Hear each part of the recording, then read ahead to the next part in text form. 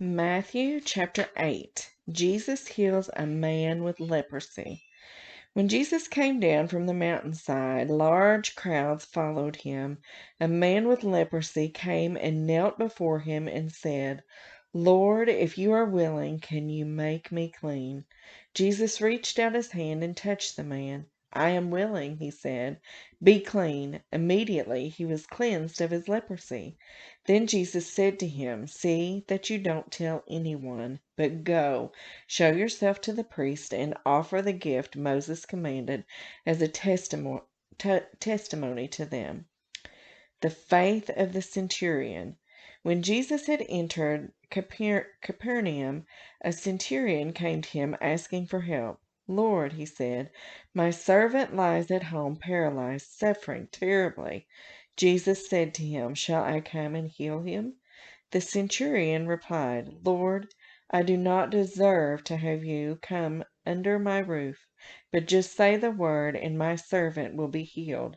For I myself am a man under authority, with soldiers under me. I tell this one, 'Go,' and he goes, and that one, 'Come,' and he comes. I say to my servant, 'Do this,' and he does it."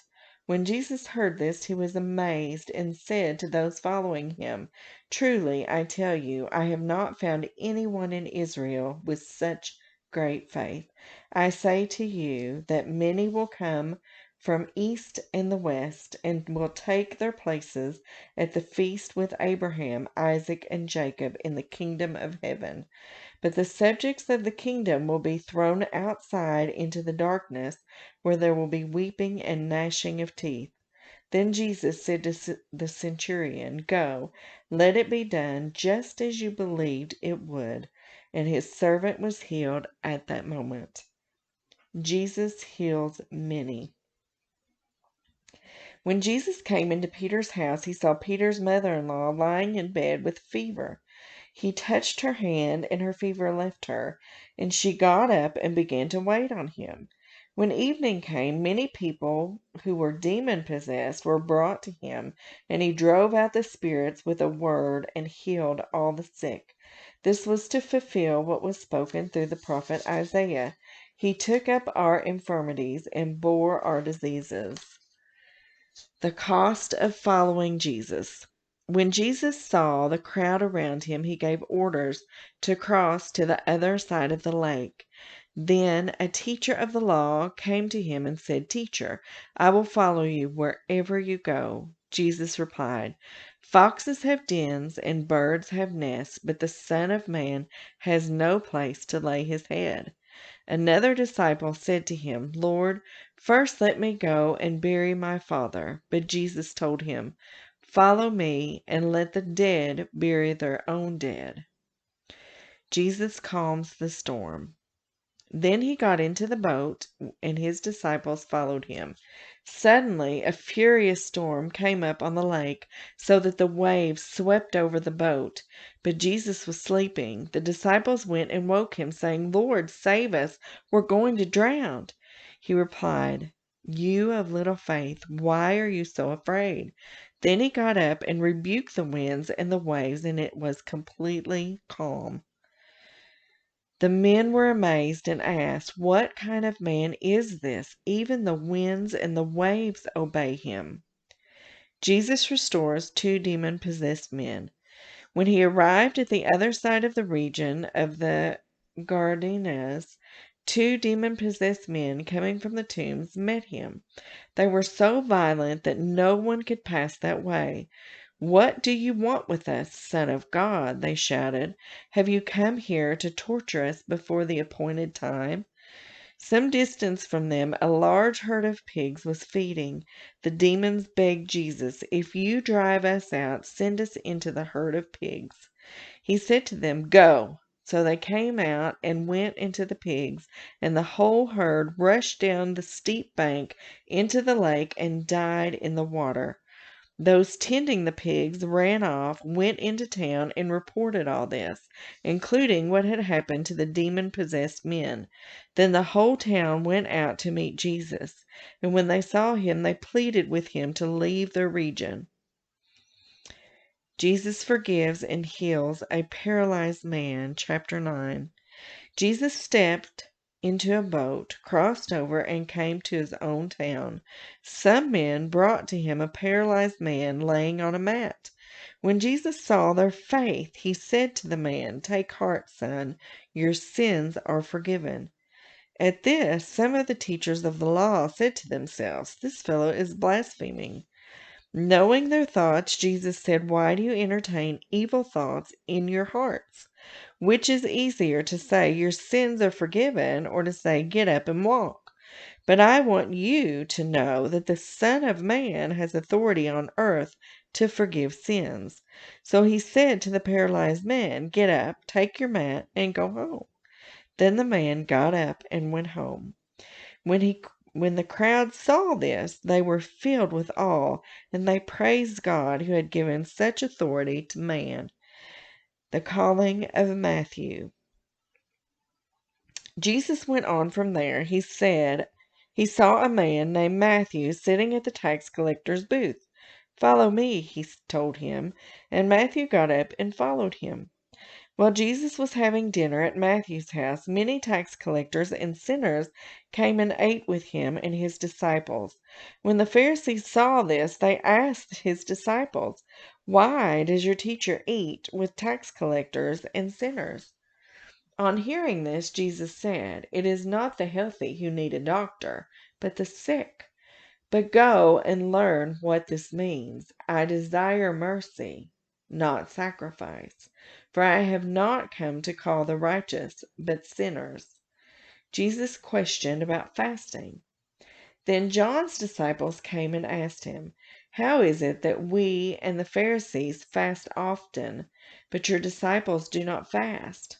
Jesus answered, "How can the guests of the bridegroom mourn while he is with them? The time will come when the bridegroom will be taken from them. Then they will fast. No one sews a patch of unshrunk cloth on an old garment, for the patch will pull away from the garment, making the tear worse. Neither do people pour new wine into old wineskins. If they do, the skins will burst, the wine will run out, and the wineskins will be ruined. No, they pour new wine into new wineskins, and both are preserved." Jesus raises a dead girl and heals a sick woman. While he was saying this, a synagogue leader came and knelt before him and said, "My daughter has just died, but come and put your hand on her, and she will live." Jesus got up and went with him, and so did his disciples. Just then a woman who had been subject to bleeding for 12 years came up behind him and touched the edge of his cloak. She said to herself, "If only I can touch his cloak, I will be healed." Jesus turned and saw her. "Take heart, daughter," he said. "Your faith has healed you." And the woman was healed at that moment. When Jesus entered the synagogue leader's house and saw the noisy crowd and people playing pipes, he said, "Go away. The girl is not dead, but asleep." But they laughed at him. After the crowd had been put outside, he went in and took the girl by the hand, and she got up. News of this spread through all that region. Jesus heals the blind and the mute. As Jesus went from there, two blind men followed him, calling out, "Have mercy on us, Son of David." When he had gone indoors, the blind men came to him, and he asked them, "Do you believe that I am able to do this?" "Yes, Lord," they replied. Then he touched their eyes and said, "According to your faith, let it be done to you." And their sight was restored. Jesus warned them sternly, "See that no one knows about this." But they went out and spread the news about him all over the region. While they were going out, a man who was demon-possessed and could not talk was brought to Jesus. And when the demon was driven out, the man who had been mute spoke. The crowd was amazed and said, "Nothing like this has ever been seen in Israel." But the Pharisees said, "It is by the prince of demons that he drives out demons." The workers are few. Jesus went through all the towns and villages, teaching in their synagogues, proclaiming the good news of the kingdom, and healing every disease and sickness. When he saw the crowds, he had compassion on them because they were harassed and helpless, like sheep without a shepherd. Then he said to his disciples, "The harvest is plentiful, but the workers are few. Ask the Lord of the harvest, therefore, to send out workers into his harvest field." Chapter 10. Jesus sends out the 12. Jesus called his 12 disciples to him and gave them authority to drive out impure spirits and to heal every disease and sickness. These are the names of the 12 apostles. First, Simon, who is called Peter, and the brothers Andrew, James, son of Zebedee, and his brother John, Philip and Bartholomew, Thomas and Matthew the tax collector, James son of Alphaeus, and Thaddeus, Simon the Zealot, and Judas Iscariot, who betrayed him. These 12 Jesus sent out with the following instructions: "Do not go among the Gentiles or enter any town of the Samaritans. Go rather to the lost sheep of Israel.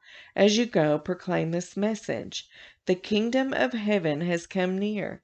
Heal the sick, raise the dead, cleanse those who have leprosy, drive out demons. Freely you have received, freely give. Do not get any gold or silver or copper to take with you in your belts. No bag for the journey, or extra shirt or sandals or a staff, for the worker is worth his keep. Whatever town or village you enter, search there for some worthy person and stay at their house until you leave. As you enter the home, give it your greeting. If the home is deserving, let your peace rest on it. If it is not, let your peace return to you. If anyone will not welcome you or listen to your words, leave that home or town and shake the dust off your feet. Truly, I tell you, it will be more bearable for Sodom and Gomorrah on the day of judgment for that town.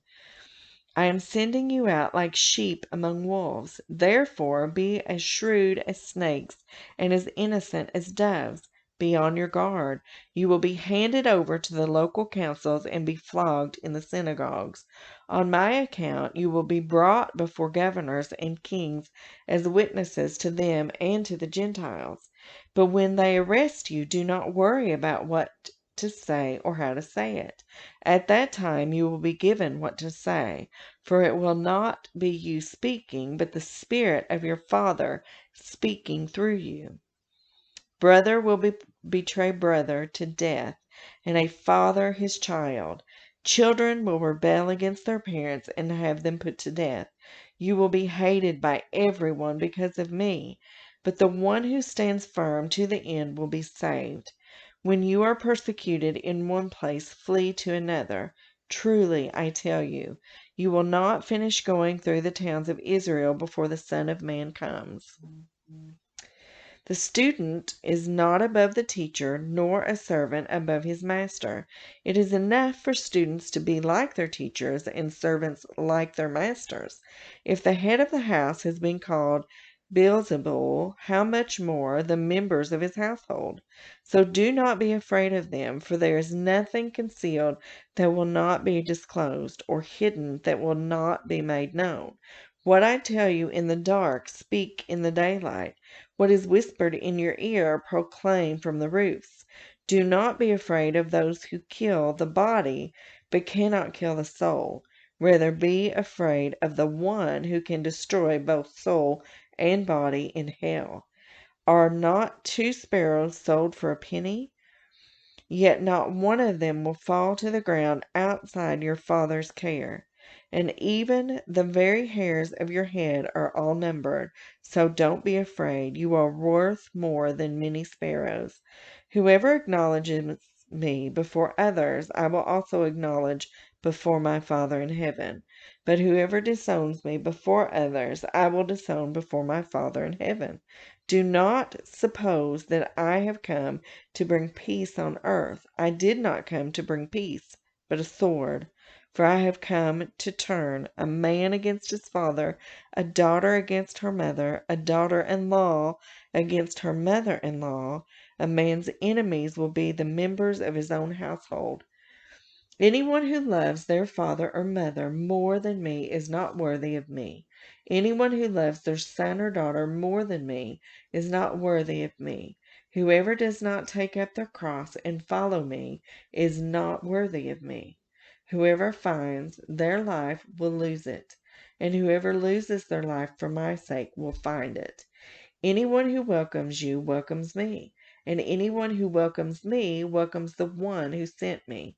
Whoever welcomes a prophet as a prophet will receive a prophet's reward, and whoever welcomes a righteous person as a righteous person will receive a righteous person's reward. And if anyone gives even a cup of cold water to one of these little ones who is my disciple, truly I tell you, that person will certainly not lose their reward.